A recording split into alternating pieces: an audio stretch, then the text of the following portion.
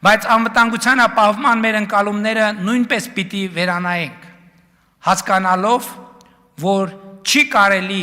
արտաքին անվտանգության ապահովման ամբողջ բեռը դնել բանակի վրա, էլի բանակի վրա, անընդհատ բանակի վրա, շարունակաբար բանակի վրա։ Բանակը, այո, մեր արտաքին անվտանգության ապահովման առանցքային, բայց նաև ամենավերջին գործիքը պիտի լինի։ Անվտանգության ռեզերվը պիտի լինի եւ նրանից առաջ մենք պետք է ունենանք եւ ստեղծենք անվտանգության լրացուցիչ շերտեր եւ որքան շատ լինեն այդ շերտերը, այնքան ավելի անվտանգ կլինի պետությունը։ Որոնք են ուրեմն արտաքին անվտանգության մեր նոր ճարտարապետության այն գործոնները, շերտերը, որ պիտի դիտարկենք եւ տեղադրենք բանակից առաջ։ Հայաստանի Հանրապետության արտաքին անվտանգության ապահովման առաջին գործոնը միջազգային լեգիտիմությունն է։ Միջազգային հանրությունը ճանաչում է Հայաստանի Հանրապետության տարածքային ամբողջականությունը Խորհրդային Միության հայկական ԽՍՀ 29743 քառակուսի կիլոմետր տարածքով։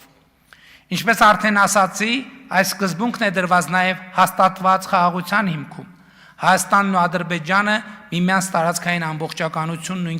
ինքնիշխանությունը ճանաչել են հիմք ընդունելով 1991 թվականի Ալմա-Աթայի հռչակագիրը, որին միացած խորհրդային հանրապետությունները իրենց վարչական սահմաններում դարձել են անկախ պետություններ։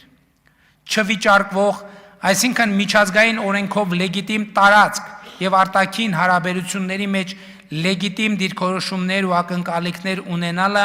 արտաքին անվտանգության ապահովման առաջնային գործիք է։ Այն չլինելով բացարձակ երաշխիք, այնուամենայնիվ կարևոր հիմնաքար է։ Աշխարհի հետ փոխկապվածությունն է արտաքին անվտանգության ապահովման հաջորդ գործիքը։ Այս գործոնը թույլ է տալիս, որ երկիրը դառնա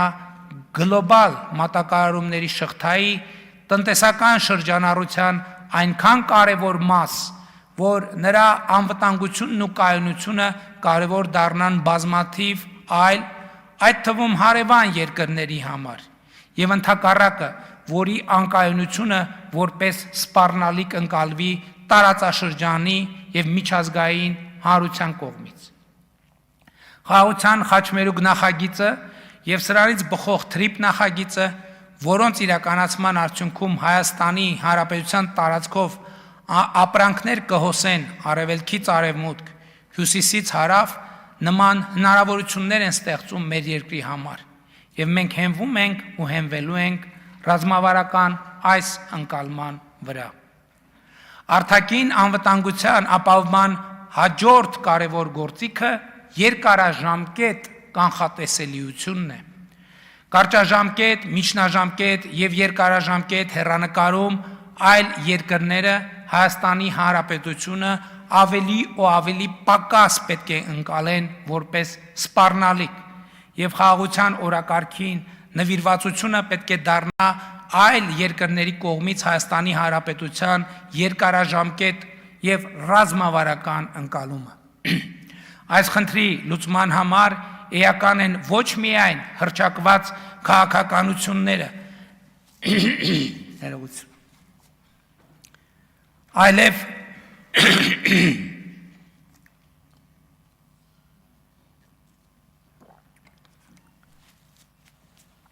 այս խնդրի լուծման համար էական են ոչ միայն հռչակված քաղաքականությունները,